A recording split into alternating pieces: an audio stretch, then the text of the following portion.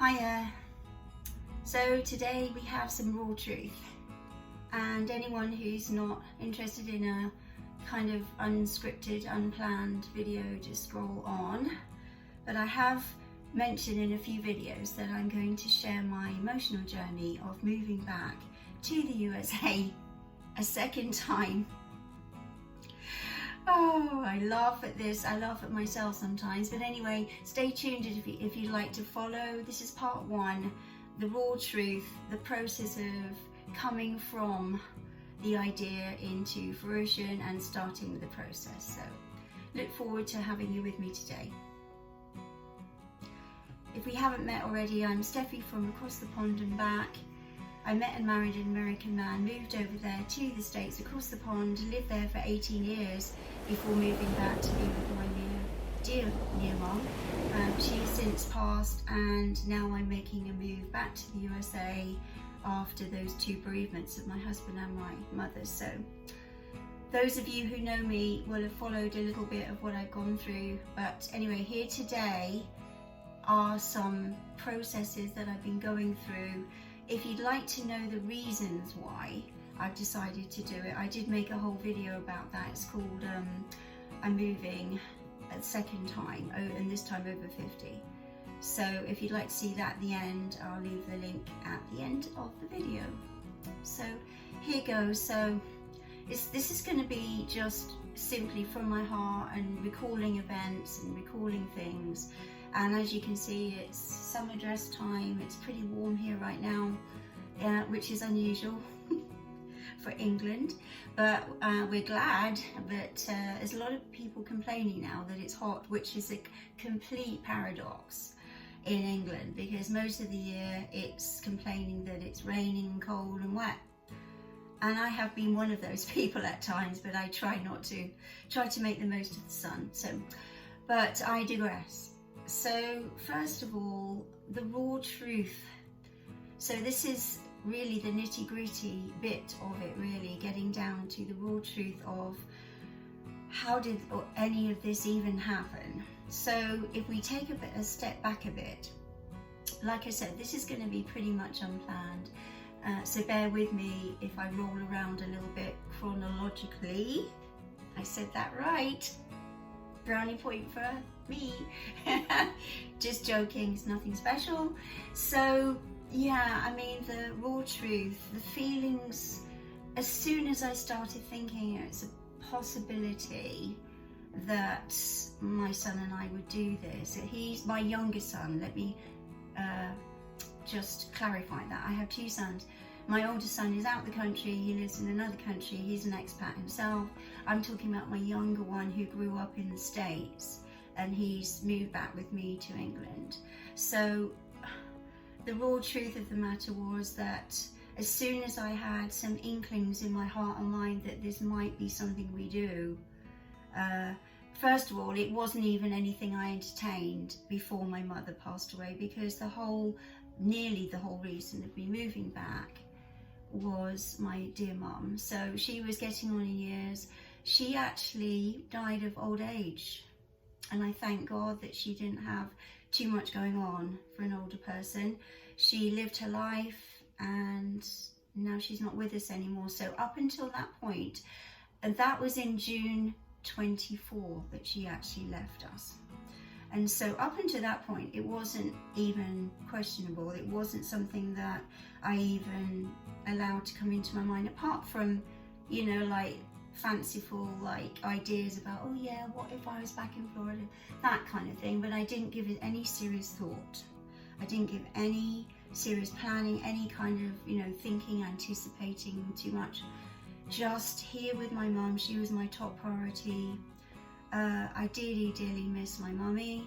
If I can find a picture, I will put it somewhere, maybe on the community page or something. But yeah, so here I was back in England. I decided to do this big move already after my husband passed away.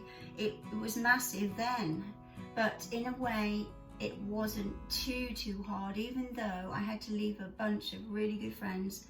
I left 18 years of memories, or I kept some of them, but you know, 18 years of doing things in a familiar way, driving on the right and all this business. So I knew that when I came back to England that it would be a time of adapting, but in a sense it wasn't too difficult for me, so I can talk about that in another video coming back this way, which I actually have mentioned a few of the things that I've experienced as a reverse expat, which really I do feel like an American expat here in the UK, even though I'm British. Very strange feelings. But just to focus today on my second move, because there's so much I could say about the first. So the second move, of course, I had done it once already. When my mother passed away last June, after that I decided to just give it some thought, because the things that were making me think it was a possibility were kind of looming up in my mind once we had finished the business part of things with my mother's estate and things like that, which it was amazingly useful. It was so much easier, by the way, to deal with stuff in the same country. If you're ever in a position where you've gone abroad and one of your loved ones passes away, like I know one of my best friends, she lives in New Zealand, her mother's just passed, and I think she's coming back to the UK soon to help sort out the business stuff, and of course the funeral. But I've got hiccups again. That seems to be something that happens every time I do a YouTube video. Strange, isn't it? If you hear a buzzing, there's a fly going around. Anyway, by the way, here we are. This is a little kitchen chat today. This is my little small compact English kitchen. And I like it. I have to get used to the space still, and I still find it a little bit of a challenge, after the American space. But I have got used to it now. I've got things organised. You just can't have so much out. You've got to learn how to put things away and be tidy, which for me isn't a problem. My son, no comment. So, yeah, so back to the raw truth of things. So I just wanted to share with you a few of my feelings today. So the very first feeling I would say I had, initial feelings, were feelings of, a little bit of fear, anxiety and guilt.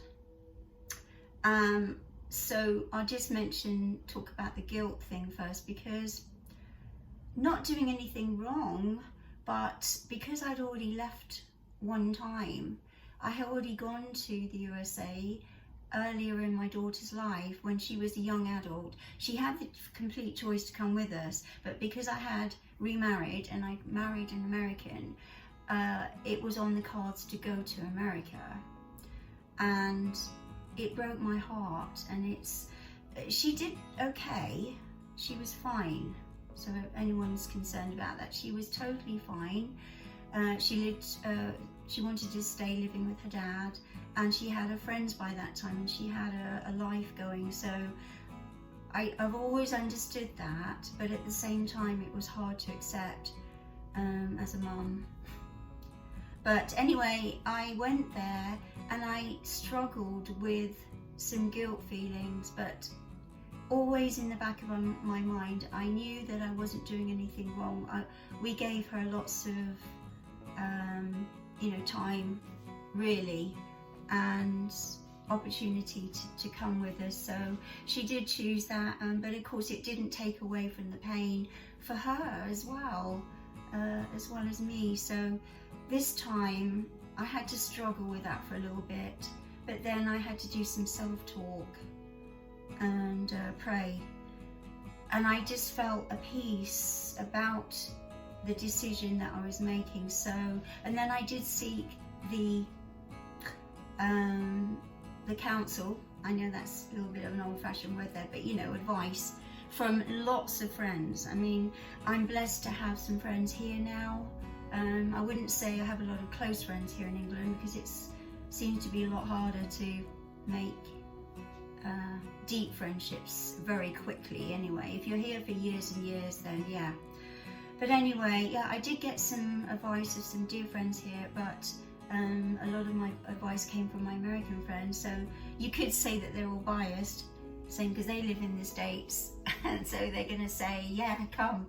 But I trust my friends to give me objective opinions, which they absolutely did. So my heart is just thanking you guys for anyone who gave me really good, sensible, practical, emotional, adult advice. It was just so valuable. So I want to give you all a shout out. I won't name you all, but you know who you are.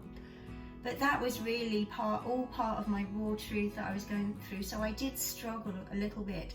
That time frame, if we have to put it into like times, I would say from the time that my mum passed away and then starting to evaluate things, maybe a couple of months.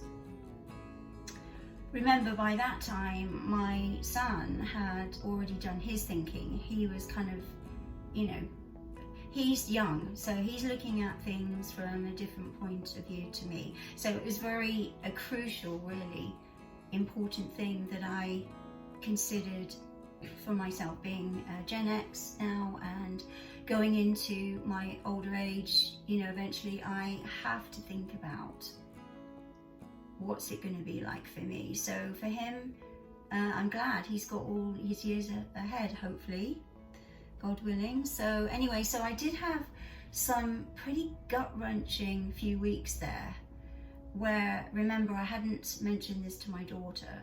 I hadn't really mentioned it to anyone except my son. We'd sat and chatted.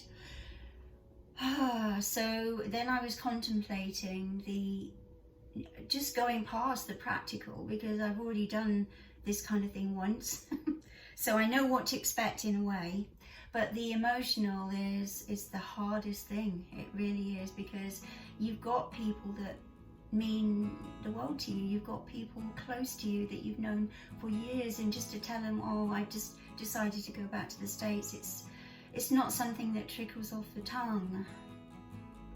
So this few weeks was gut-wrenching, and then I carried on working, carried on thinking, and then I decided that it would be good if my son and I just sit down with a chart, like 2 columns, fors and against for the 2 countries. And so off we went with all the things that we wanted to focus on. So we looked at it, and it just seemed like it was looking that way, that it would be best and beneficial for us to come back to the States. So not just, when I say beneficial, I don't mean what we can get out of it. I mean happiness. I mean peace, a peaceful mind, enjoyment of life, those types of things. So it's important to say as well that, this house here, I've been blessed with a nice, it's small, as I've mentioned in a couple of other videos, but it's very comfortable, very clean, and quite modern. And I haven't had too much to worry about with this house, which is what I wanted.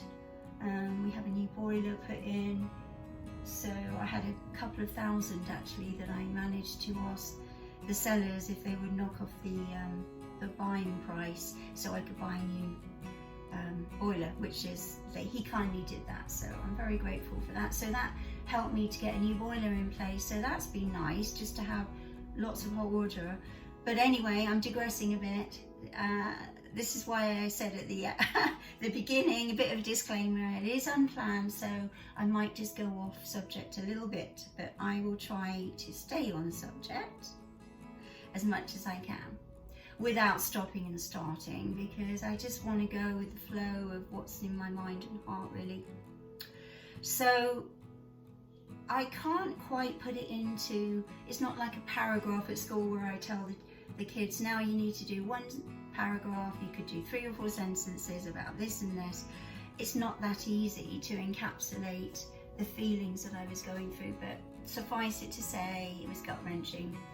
I cried a bit, of course missing my mum all the time and missing my hubby. He passed away in 22, so I've had a little bit of time to cope with that and, to work through that and to move forward from that. And so I mentioned my mum more here in this video because this is more in my recent history, if you get me. But of course, it's ongoing. When you've lost a loved one like your husband or wife, it's ongoing. So widower friends of mine can totally equate with what I'm saying there. It is ongoing, but you learn how to work through it and move on and move forward, hopefully, anyway. So yeah, so really the seed of moving was already there. And now I think what happened in my mind anyway was when I was taking care of my mum, she was in an assisted living place for a little while, and it was nice. It's pretty nice, you know, they get very well taken care of. They have those pulley things, and you know, if they fall, someone's there. It always took away the worry for me, and just being fairly relatively close, not 4,500 miles away, was just super wonderful for both of us. I know my mum appreciated it, even though she didn't all say, but she totally did. I know she did. So the seed of going back to Florida was kind of there from the start of me coming back here, because I had lived 18 years and I am an American citizen and I feel like it's my second home. That's what it is. It's not just being an expat in, you know, wherever, New Hampshire, say, for example, and then coming back after a few years. I think it's much more than that for me. So in a way, that seed was already there. But what happens when we teach science at school? Just been teaching this to the kids, you know, about the seed. It needs water to grow, it needs food and light. So that seed was watered by things happening here in the UK, particularly in my life. I would just focus on how I feel now. I'm going to stay away from controversies right now. I know there's a lot going on here. There's a lot going on in the States. Politically, a lot of unrest, a lot of, you know, dissatisfied British citizens here. But that's not in just by itself the reason why I'm going, but it has an overriding, you know, influence on your thoughts, obviously. So that's not very happy there. And as things were going on after my mum left and so on and so forth, towards Christmas, this seed had been watered by a couple of other things happening in my life that I just realized, I don't think this is my home now. And I won't be sharing absolutely everything today anyway, but this is enough, I think, just to give you a picture that nothing really bad happened, but they were things that just, they were like little pointers, little arrows pointing to possibly, yes, I think the USA is your second home now, Steph. And it was a bit like a second voice, if you like, speaking to me. So all the time I was trying to contend with everyday life and looking at the practicalities, because you know, it has to be practical. Anyone getting fed up with England saying, yeah, that's it, I'm going, they have to look at the practicalities. It would be nice just to go if they want to, but they have to look at their financial situation, their visa, whatever it is, you know. So for me, I had to look at the practicalities. So I did that for a little while. I kind of put aside the emotional stuff. I hope I haven't all sent you all to sleep. So hopefully you're still with me. But yeah, I mean, almost a year, I would say, coming up to that Christmas time. So the second Christmas and the second winter coming up. The dreaded English winter. So I think a lot of people in England agree that it's long and arduous and cold and dark, and not too many people really relish it coming. For me, it was like a total, I just want to get out of here. I can't stand this, you know. I can't stand this weather in the winter, and just getting up in the dark and coming home in the dark and having a shower in there, you know, looking out and it's dark, and oh, it just goes on and on. I mean, it's just long. So that was a major thing looming up in my mind. So when we got to Christmas time, of course, it was our first Christmas without Gran for my daughter and my mum, for my sister and I. It was tough. Just like the first Christmas and first Thanksgiving without my hubby. So yeah, it was tough, but whichever country I was in, I was gonna have that. So I get that, and that really on its own isn't too much to making, you know, to do with making the decision. But going on from the Christmas time, just before Christmas, I think that was the turning point there. It was well into winter, it was well into thinking about the move and thinking about the emotional things mainly again. Even though I tried to stick on the practical, the emotional things kept coming back into my mind.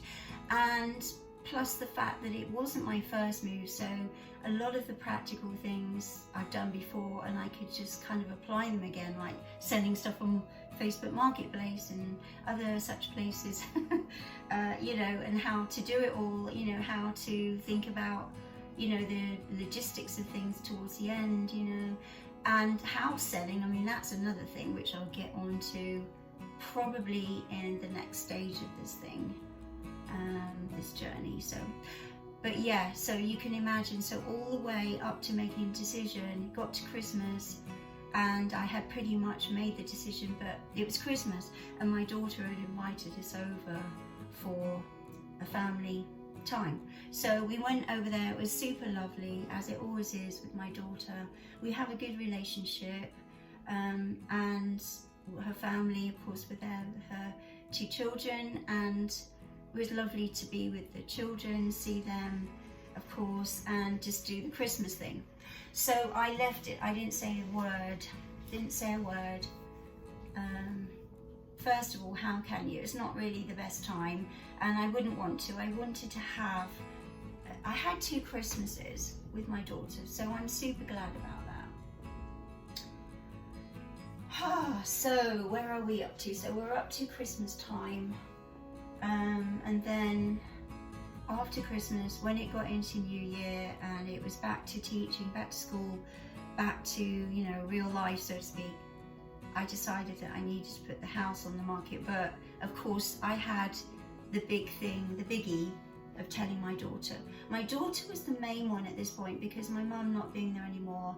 I have a couple of close friends who I naturally told, but I wanted to make her the first, pretty much, you know.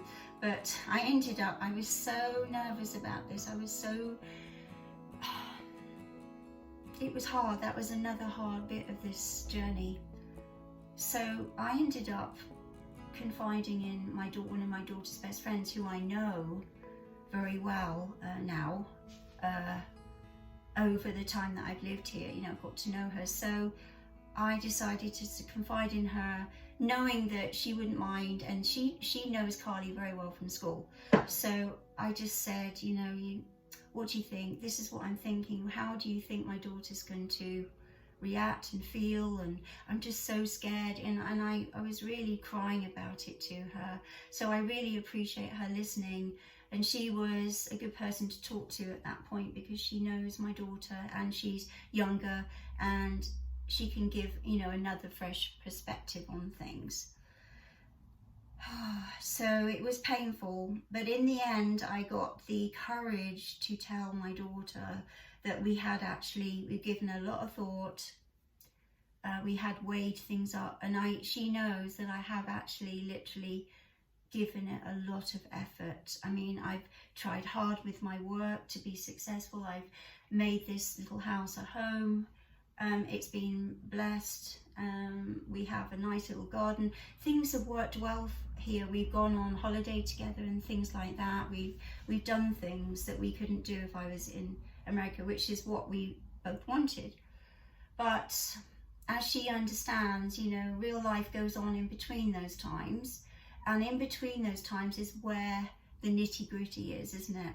That's where you get home and you have feelings of loneliness, or you're thinking about, well, this mortgage, things like that.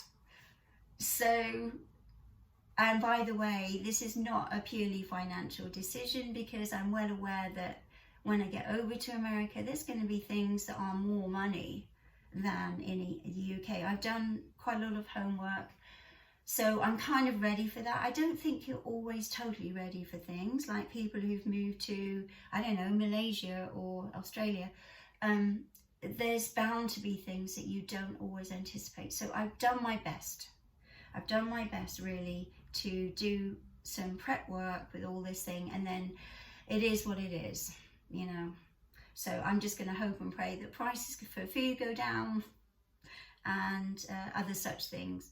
All right, so yeah, so I finally got the curry. So I did, after having told her, we kind of just got on, you know, with things, talking about the practicalities. She said, have you listed the house yet?